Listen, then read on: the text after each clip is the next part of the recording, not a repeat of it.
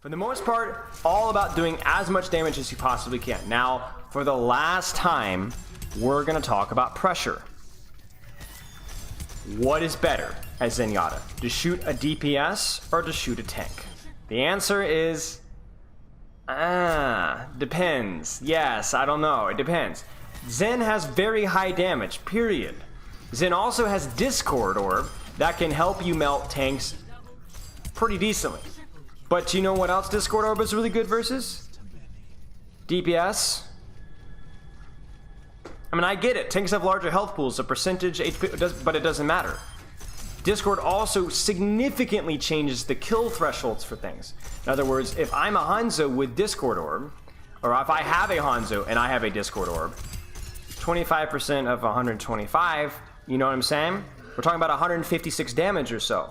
So all of a sudden, a support that is 125 HP dies to a Hanzo one shot. But if they have a Zen, a support that's 155 HP also dies to a body shot. So obviously, I do think that tank Discord is often pretty good, but even a Discord on Squishy can really mess up breakpoints. Really mess up breakpoints. And not just breakpoints for your team, but also for yourself. Case in point, I'm dueling this person. 1, 2, 3. But if I Discord this person, 1, 2, okay? That's 50% less shooting, okay? So just saying Discord tank isn't really fair. That's not really smart. It's way more nuanced than that. You have to Discord aggression, people who are playing aggressive that you are shooting or can shoot, or that your team can shoot, and then hope that your team follows up off of it. If they don't follow up, it doesn't even matter. You shooting alone is phenomenal pressure. So it's all about return on investment. When you're shooting squishies, you're going to hit fewer shots. However, the shots that you do hit are going to matter more, even if you don't get the kill, because they're going to force a disproportionate response, whereas just spamming a Reinhardt shield is good value, but it's not going to exactly end the world. Okay? Now, let's keep talking about ZENYATTA's damage. So damage versus tanks, damage versus supports, it depends. One thing I will say about ZENYATTA is you are a very fragile hero. So if you spend the entire game only tunneling on tanks, you will have a high damage stat, but you'll have a high death stat because you'll be spending more time focusing on what's directly in front of you instead of what's happening on your periphery. Does that sound familiar? We've been talking about that a lot with a lot of heroes. Be aware of what's going on around you. One body shot in a tracer is worth 4 in a shield. And if not a lot, actually a lot more than 4 in a shield, but yes. Okay, so let's talk a little bit more about damage. Right click. I want you guys to watch how fast I'm able to kill bots with right click. That's enough for a kill. That's enough for a kill. Okay, pretty fast, right? Well, what about this? It's a little bit faster, right? I can even get my Discord out faster as well. So the general rule of thumb with right click, very vaguely, is whenever you can't see enemies, you're charging a right click. When you can't see enemies, you're shooting a left click. That's that simple. I never charge right click when I'm standing and I can shoot somebody. Almost ever. I'm just shooting. Why not shoot? Left click does almost twice as much DPS as right click does. The only time you use right click is when you can't see enemies, when you're moving from cover to cover, or you don't see any enemies in your screen. Okay? Right, exactly like Winston. Winston uses his right-click charge whenever he's not shooting somebody, but when you're zapping somebody, you don't stop and charge or right-click as Winston, you just keep shooting. Exactly, that's a great analogy. Yeah, but that's it exactly. So a lot of people in lower ranks tend to not use the right-click enough. Like, for example, when I'm moving from point A to point B, I should be charging a right-click, even if it's just a few orbs. Gives me just a head start, right? But I also see a lot of low-rank players do this. Now, one advantage of the right click over the left click is there's a little bit more surprise factor.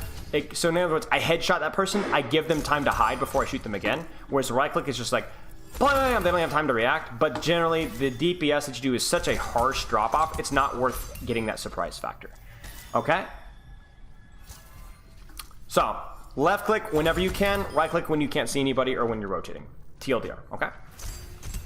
Prioritize on shooting whatever's available. DPS or tanks, it's going to depend, even supports, right? It's going to depend on what's available, what your highest return on investment for pressure is. Discord Orb usually is what you're shooting, because you know that what you're shooting is going to get follow-up, because for crying out loud, you're falling off of it. But sometimes you will be flexible with who you're Discord orbing or who you're shooting, depending on what your team is following up on. Sometimes you might shoot a squishy and Discord their tank if the tank is going aggressively, but you want to shoot their tracer. Sometimes that's okay. Usually it's not the case, but that is something that happens sometimes. Harmony Orb is the exact same thing. You Harmony Orb aggression. If anybody's playing aggressively on your team, they get Harmony Orb because you know that they're going to get value out of it. That 30 HPS is going to go a long way. Now, I know some people will say 30 HPS on a tank matters more because a tank has armor, and so therefore the damage reduction makes that 30 healing per second more valuable. And that's a fair point. However, I disagree because it's not just about the armor, it's also about the percentage of healing to their HP. In other words, when I'm playing with a tracer, 30 healing per second on a 150 HP target is a big heal proportionally. That hero relies a lot on her movement for survivability, so even 30 healing per second of healing is a monstrous percentage. Whereas a tank, like let's say a Reinhardt or Orisa, the healing is helpful, right? But not nearly as proportionally helpful as it is for a 200 or a 150 HP target. So the point being is that I want you to prioritize orbing, Harmony orbing your squishies when they're playing aggressively, and only Harmony orbing your tank when they're the only one playing aggressive. Oh yeah, 2 things I forgot. Number 1, cover, cover, cover, cover. Whether you're playing aggressively, whether you're playing versus spam, whether you're playing defensively, whether you're playing versus die, whether you're playing versus brawl, doesn't matter what map. Cover, cover, cover, cover, cover, cover. If you're dead in spawn, you're not putting out pressure. Cover allows you to put out just as much pressure whether you're playing aggressively or defensively. You can take an aggressive position with cover. You can take a defensive position with cover. Cover, cover, cover, cover, cover, cover, cover. It will not stop you from being one-shot. It will stop you from being two-shot. Very important. Last thing is Transcendence. Trance obviously can be used to counter enemy ultimates. Try and always plan ahead of time to know what ultimate you're looking to counter. Or it could also be used to allow you to position very, very aggressively and then tempo trance when you get pushed or forced out so that you can actually maintain that position without getting punished and then still be able to support your team. A lot of it's going to depend on the enemy composition. If there isn't really an ultimate for you to counter, then I would probably use it as a defensive ultimate for yourself to allow you to position aggressively. Hope you enjoyed the video.